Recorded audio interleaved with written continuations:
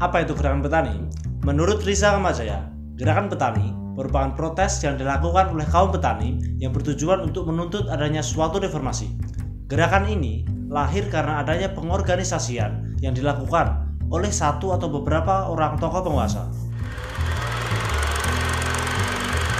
Ada 3 teori mengenai gerakan petani. Yang pertama adalah perspektif Scottian, yang kedua teori rasionalitas petani, dan yang ketiga adalah teori insentif selektif.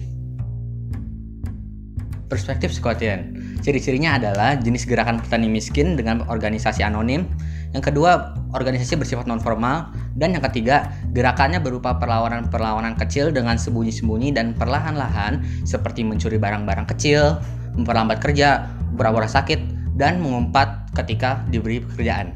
Teori rasionalitas petani, ciri-cirinya yang pertama adalah berasumsi bahwa setiap manusia termasuk petani adalah rasional. Yang kedua, selain faktor rasionalitas, ada beberapa faktor lain yang penting, seperti kuat tidaknya solidaritas petani, subsistensi perekonomian petani dan hubungan produksi, serta masyarakat prakapitalis. Yang ketiga adalah pengaruh rasionalitas selalu dalam konteks beroperasinya mekanisme kepentingan rasional individu anggota komunitas. Teori insentif selektif, ciri-cirinya yang pertama adalah petani akan bertindak reaktif dan terkadang defensif ketika ada penetrasi kapital ke daerah mereka. Yang kedua, petani bersedia melakukan gerakan perlawanan karena ingin memenuhi kepentingan materi. Kepentingan materi ini yang disebut insentif selektif. Dan yang terakhir, dalam melakukan pergerakan, para petani tidak berfokus pada moto atau ideologi pergerakan yang diusung, namun lebih kepada insentif apa yang mereka dapatkan. Sejarah pertanahan di Indonesia. Di zaman kerajaan, petani hanya mempunyai hak garap atas tanah setelah mendapatkan izin dari bekel. Bekel adalah seorang pengumpul pajak dari petani di desa-desa. Ketika Inggris menjajah Indonesia, legalitas agraria diatur melalui domain teori Raffles. Di dalam aturannya, Raffles menerapkan penarikan pajak bumi atau land rent.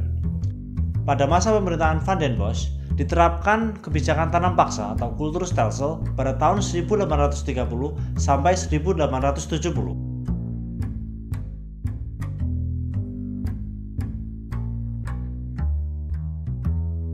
Pada tahun 1870, kebijakan tanam paksa digantikan oleh agrarisubet, yang di dalamnya terdapat suatu prinsip yang menyatakan semua tanah yang tidak ada bukti kepemilikannya adalah domain negara.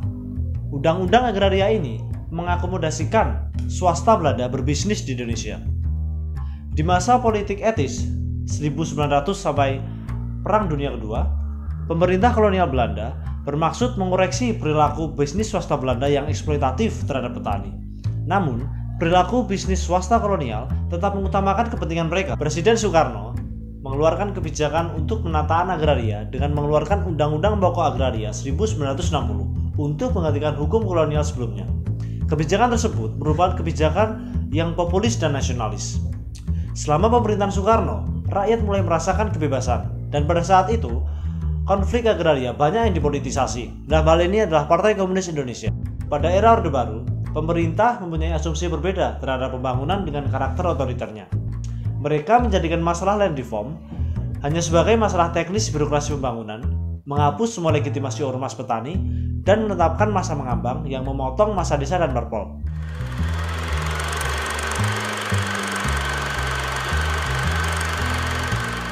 Klaten, sebuah kabupaten yang terletak di antara kota Yogyakarta dan Surakarta. Sejak dahulu, penduduk kabupaten ini banyak yang menggantungkan hidup mereka pada sektor pertanian. Belas Delango yang hampir dikenal di seluruh wilayah Indonesia merupakan salah satu produksi mereka. Hamparan sawah yang luas masih dapat kita lihat sampai sekarang di sana. Di balik lahan pertanian yang lumayan luas dan hasil pertaniannya yang banyak diminati orang, Kabupaten Klaten memiliki sejarah kelam seputaran pertanian. Berdasarkan surat kabar Kedaulatan Rakyat terbitan April 1964, pernah terjadi gerakan aksi sepihak yang kemudian disingkat sebagai AKSEF. Gerakan ini merupakan aksi mengerjakan sawah secara sepihak dan bersama-sama oleh para petani yang merasa dirugikan oleh para tuan tanah. Gerakan yang dipelopori oleh Barisan Tani Indonesia atau BTI dilatar belakangi oleh tuan tanah yang tidak mematuhi Undang-Undang Pokok Agraria atau UUPA dan Undang-Undang Bagi Hasil atau UUBH. Aksi ini bertujuan untuk merebut kembali hak atas tanah mereka yang sudah sejak lama disewa, digadai, ataupun dijual kepada para tuan tanah dan belum dikembalikan. Sejak diberlakukannya UU-PA dan UU-BH pada 1960, para petani yang merasa dirugikan oleh para tuan tanah berusaha melaksanakan undang-undang tersebut. Sebelum aksi sepihak terjadi atau aksef, pernah dilakukan musyawarah antara para tuan tanah dan juga petani. Akan tetapi tidak tercapai kesepakatan dan para petani melaporkan kasus tersebut kepada kepala desa setempat. Laporan tersebut menemui jalan buntu.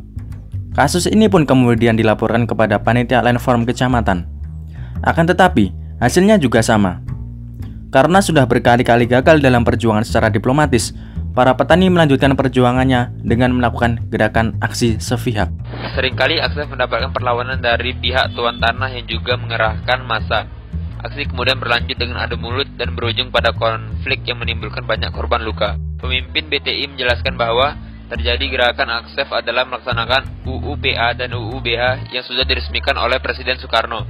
Akan tetapi, hal itu tidak menghentikan para tuan tanah untuk membawa perkara itu ke ranah hukum. Mereka merasa gerakan aksef adalah tindakan yang brutal dan main hakim sendiri. Gerakan aksef baru berhenti ketika meletusnya gerakan 30 September 1965. Selain Partai Komunis Indonesia, organisasi-organisasi di bawahnya dan para simpatisannya, para petani yang terlibat dalam gerakan aksef juga ditumpas. Dengan dukungan militer, para tuan tanah melancarkan serangan balik terhadap para petani dan keluarganya. Akhirnya karena tidak mampu memberi perlawanan, gerakan aksef terhenti secara total.